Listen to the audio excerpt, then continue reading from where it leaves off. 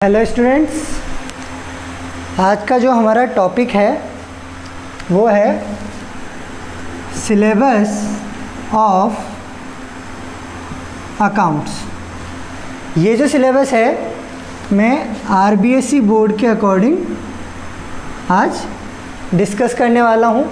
तो मैं आपको बता दूँ कि आरबीएसई में जो अकाउंटेंसी का पेपर होगा आपका वो होगा 80 मार्क्स का। बोर्ड ने अकाउंटेंसी सब्जेक्ट को दो पार्ट में डिवाइड किया है।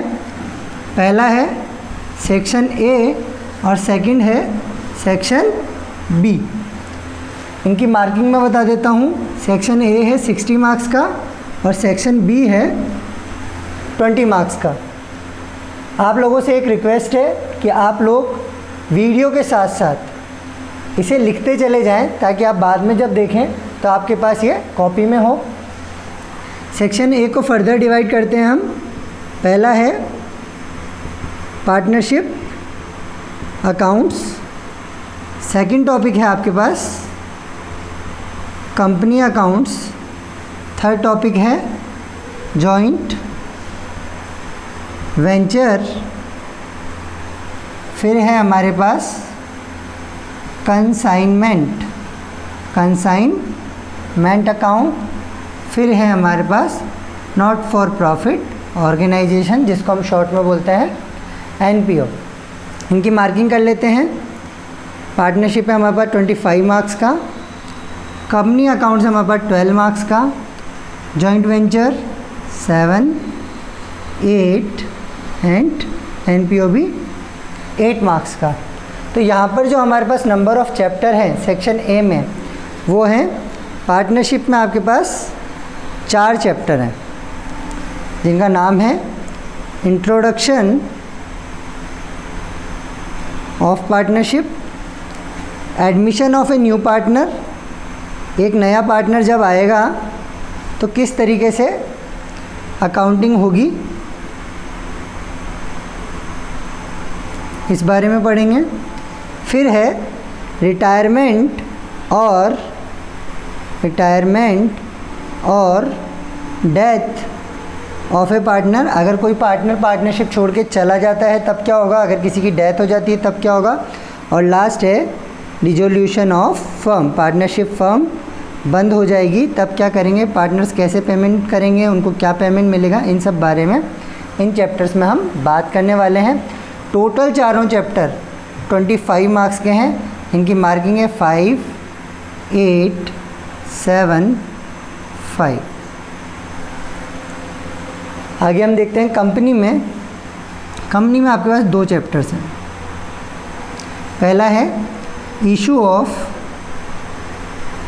Shares and debentures. ये कंपनी शेयर्स और डिबेंचर्स को कैसे इशू करेगी, क्या उसकी एंट्रीज होगी, कैसे कैसे लेजर अकाउंट बनेंगे, ये सब। और सेकंड चैप्टर है introduction of financial statements. Company के प्रॉफिट एंड लॉस अकाउंट और बैलेंस शीट में क्या क्या आता है, उसे कैसे लिखते हैं, इस बारे में बात करेंगे। जॉइंट वेंचर में, कंसाइनमेंट में और एनपीओ में एक एक चैप्टर है। अब आता हूँ मैं सेक्शन बी पे। सेक्शन बी में आपको 2 ऑप्शन दिए गए हैं और में, मतलब आप दोनों में से किसी भी एक टॉपिक को चूज़ करेंगे और एग्ज़ाम में भी आप उसी टॉपिक को अडॉप्ट करेंगे।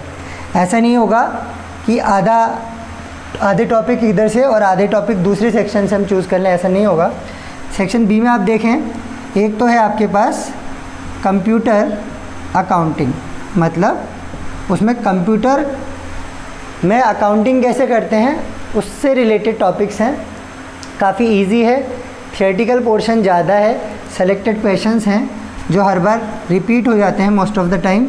यहाँ पे जो चैप्टर्स के नाम हैं वो है इलेक्ट्रॉनिक स्प्रेडशीट इन अकाउंट्स, 10 मार्क का चैप्टर है। उसके बाद है आपके पास computerised accounting system,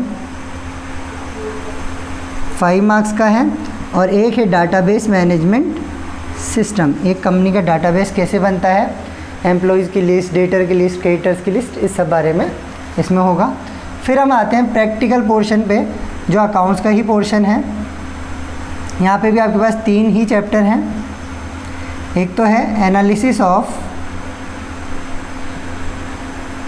financial statement, एक है अकाउंटिंग रेशोज़ और एक है ethics in accounts. Ethics in accounts, accounting करते समय हमें किन किन बातों का ध्यान रखना चाहिए, इस बारे में बात करेंगे। यहाँ पे जो मार्क्स है 7, 9, 5, इन दोनों सेक्शन में जो डिफरेंस है वो यही है कि ये वाला पार्ट जो है इसमें थ्योरी और प्रैक्टिकल दोनों हैं, मार्क्स आने के ज़्यादा चांसेस रहते हैं। इस वाले पोर्शन से थोड़ा सा टफ पड़ता है लेकिन आगे काम आता है। ये वाला पोर्शन आपके 12th में काम आएगा।